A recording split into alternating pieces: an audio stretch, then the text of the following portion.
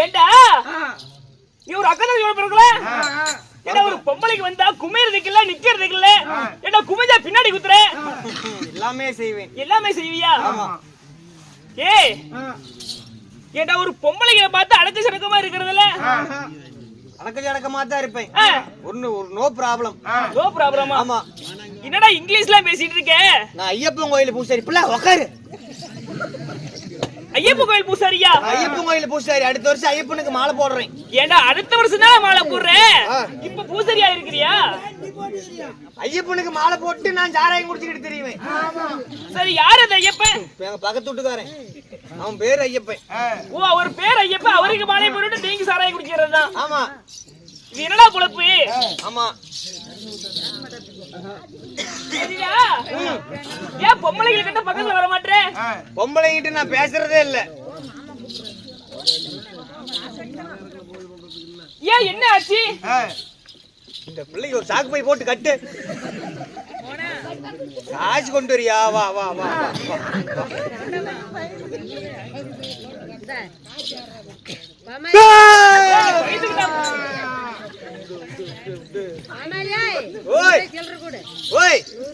டெய்லியும் கூத்துக்கு வந்து கழிச்சுக்கிட்டு போ. ஆயா பாரு, செம்ம காமெடி ஆகுது. என்ன ஆச்சு? அந்த ஆயா போய் எழுப்புனா அந்த ஆயா என்ன சொல்லுச்சு? போடா வாயாங்குது. ஏண்டா அதுக்கு ஏண்டா அப்படி சிரிக்கிற? ஐயோ ஐயோ, பெருமையா பேசலடா. ஐயா இன்னொரு டைம் கூப்பிடு. நல்லா இருக்குது பேரு. கேக்குறதுக்கு நல்லா இருக்குதா? டேய், எனக்கு பொம்பளைக்கு என்ன பிடிக்காது. நாங்க பொம்பளைக்கு என்னடா பண்ணோம்? இங்க பாருமா, அந்த காலத்து பொம்பளைங்க சரி எங்க பாட்டி பொழைச்ச காலத்தெல்லாம் நாட்டுக்கும் கேடு இல்ல, வீட்டுக்கும் கேடு இல்ல. சரி, ஆனா இப்ப வந்துக்கிறீங்க ஒரு 30-35 வருஷத்துக்குள்ள. ஆமா, உங்களால தான் நாட்டுல சனத்தொகையே குறையுது. ஏன்னா எங்களால நாட்டுல ஜனத்தொகை குறையுதா? நான் என்னடா கிணத்துல விட்டு தள்ளி விடுறோமா? அப்படி தள்ளினா கூட ஒருத்தர் 2 பேர் தான் சாகுவாங்க. இல்ல மருந்து கொடுத்தாவது கொள்றோமா? ஒருத்தனுக்கு தான் வைக்க முடியும் மருந்து.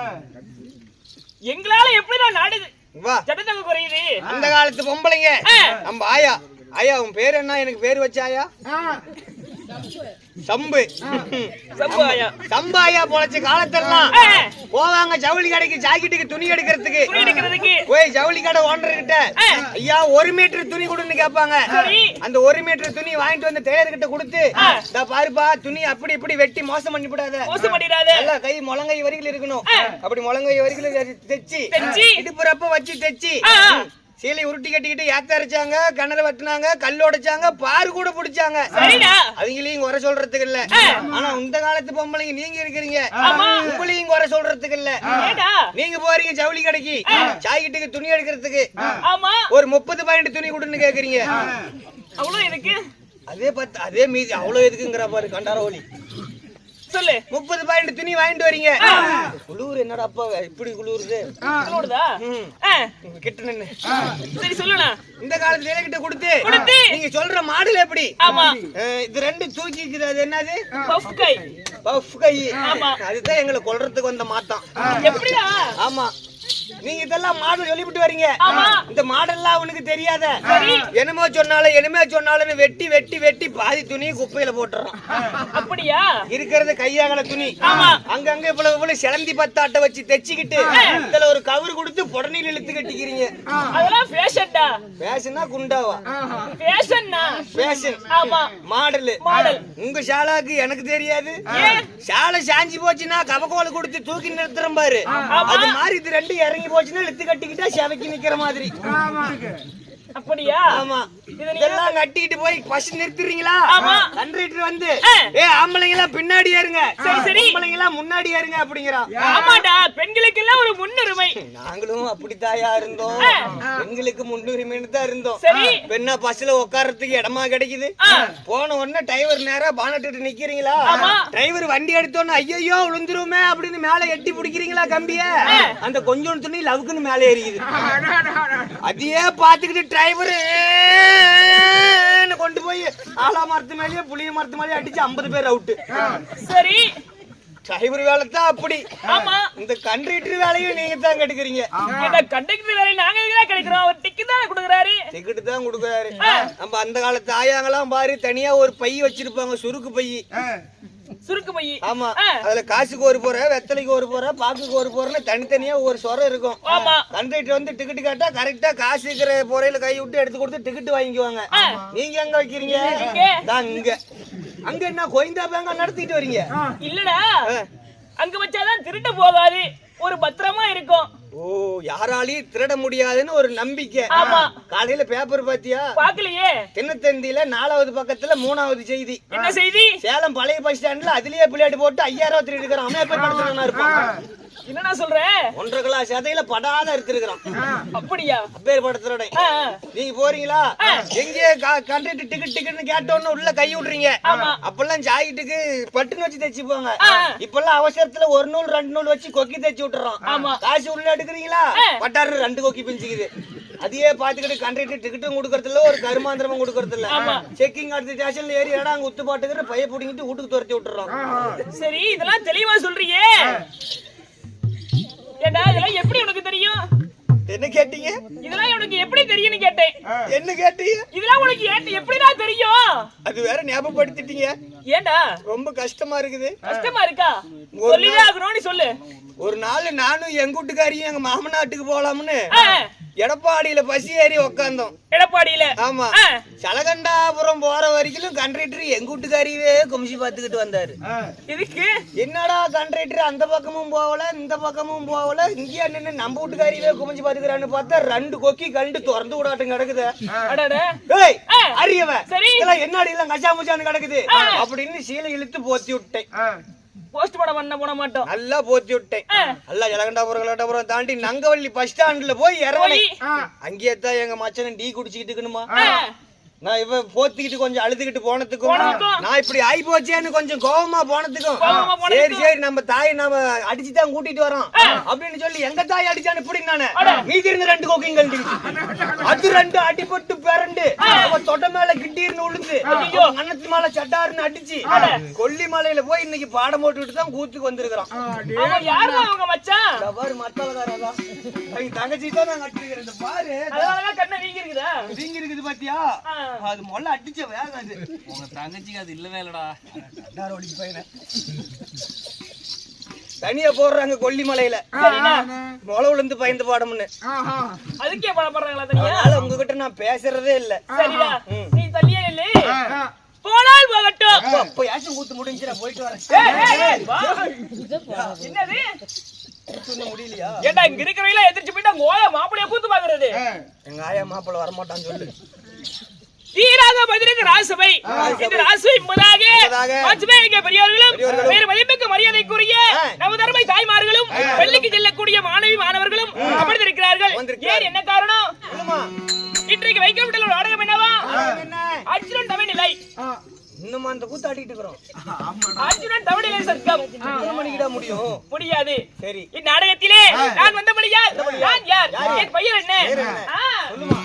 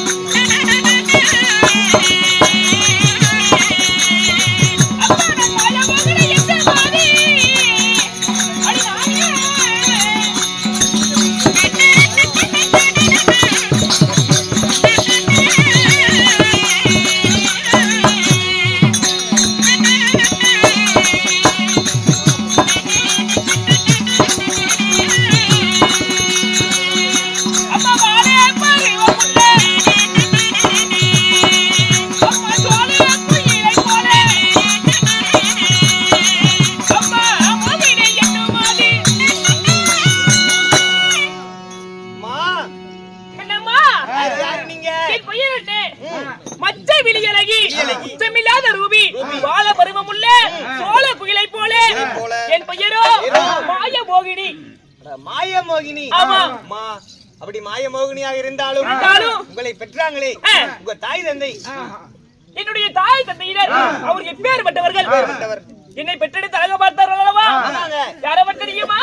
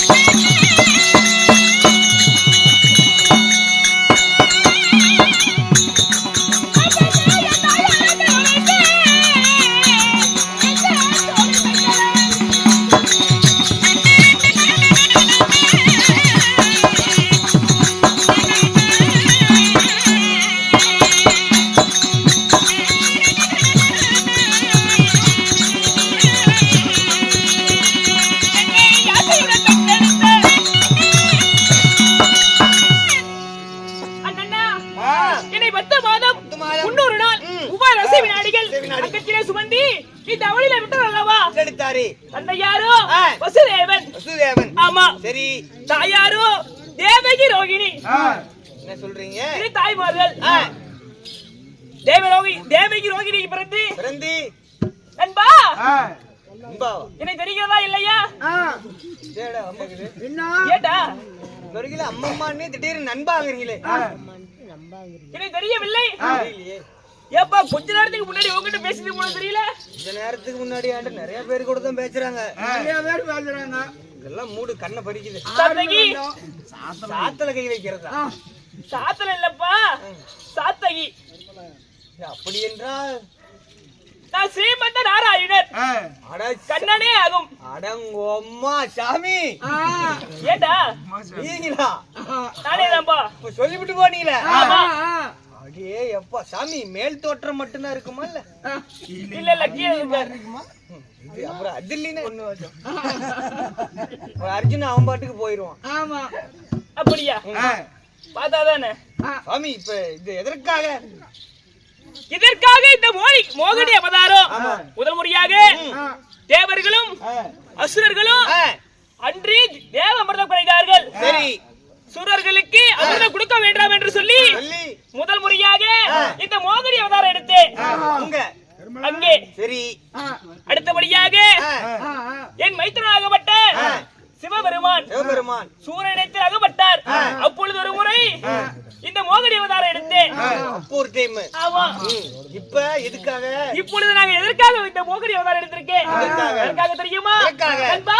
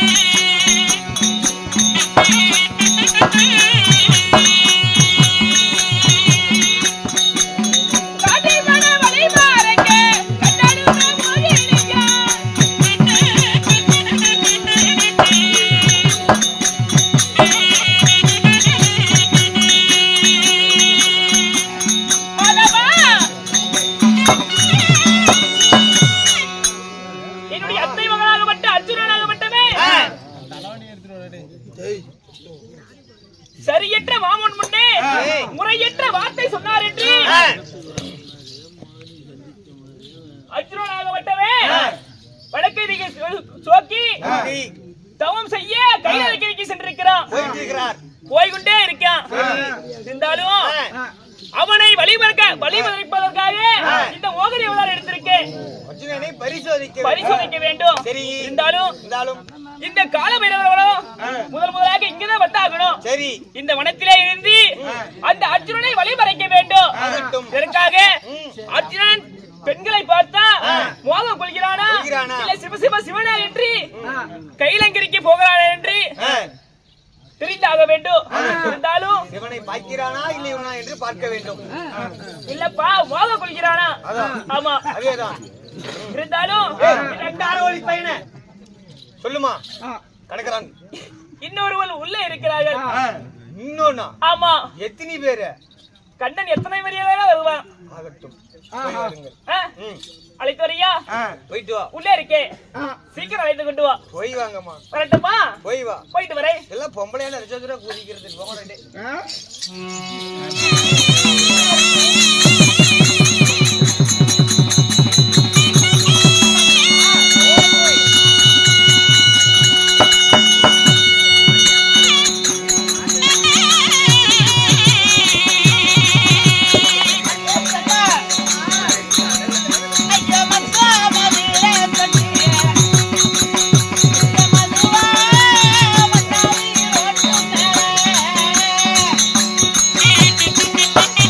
Thank you.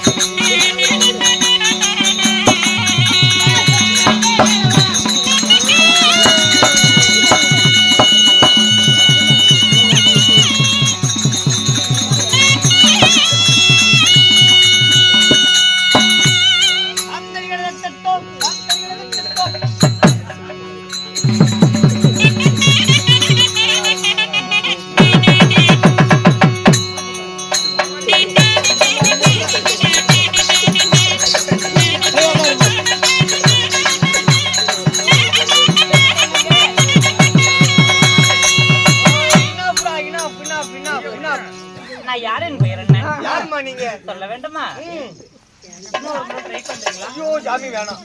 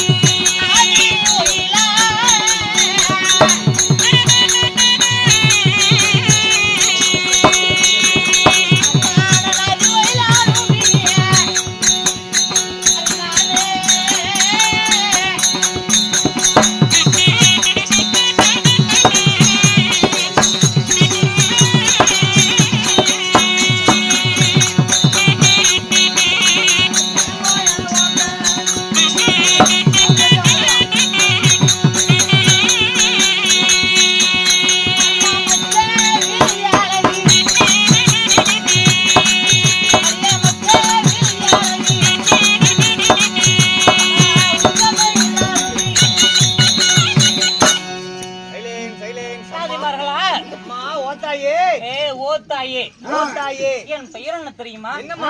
என்னுடைய பெயர் தான் ஜெகன்மோகினி. பெயரோ ஜெகன்மோகினி. சீலை உனக்கு இன்னும் 3 சீசனுக்கு தான் வச்சுட்டு ஆடணும். ஏன்டா இழிச்சுப்படாத. ஆமாம்மா, என் பெயர் ஜெகன்மோகினியாக இருந்தாலும் என்னை 10 மாத காலம் 300 திசை அங்கத்தில சுமந்தி இந்த அவனியில் பெற்றெடுத்தாலே என் தாய் தந்தையார் ஓப்பமா அப்படியே செட்டு போலலாம் அப்படியே செதறி கூட ஒரே அறையில உனக்கு இல்லம்மா. உங்க அப்பா அம்மா யாரு? என்னுடைய தாய் தந்தைகள் யார்? அவங்க? இந்த பூவுலகில் நான் ஜனனமாக உடனே பூகிலே ஜனனமானிகளே அதில் ஆக முடியாதுப்பா. பூவுலகில் என்னை அதாவது வாரி முத்தமிட்டு எனக்கு பாலூட்டி சீராட்டி நடைப்பழகினார்கள். என் தாய் தந்தையார் தெரியுமா? யாரு?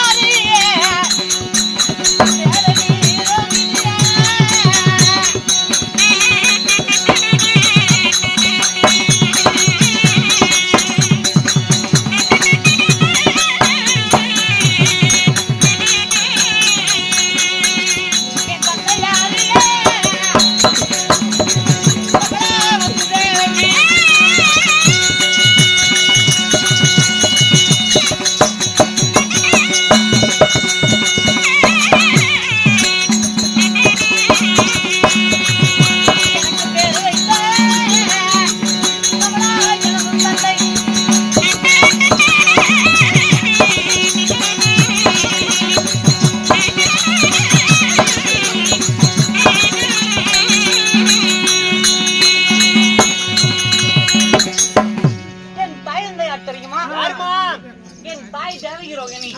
ஐயோ தேக்ஸா போகுனி. ஏய் தேவகி ரோகிணி. தேவகி ரோகிணி. என் தந்தையார் வசுதேவன். வசுதேவன். புரிந்ததா ஆழ்வாரே? அழுவாரா? ம். எடா இது டேய் மாமா நீ சித்தப்பா. எடா ஒவ்வொன்னும் புரிய வந்துட்டு. தாதிமார்களா? நான் யார் என்ற விளக்கம் புரிந்ததா? நான் இந்த பக்கம் வந்தா ததிங்கிற, அந்த பக்கம் போனா அழுவாருங்கிற. தகையா, வர்றதான். நான் யார் என்று இன்னும் உனக்கு தெரியவில்லையா? தெரியலை தாயே. நான் தான் ஸ்ரீமந்த கண்ணன். ஸ்ரீமந்த கண்ணன். அந்த ஆளு இது சாமி.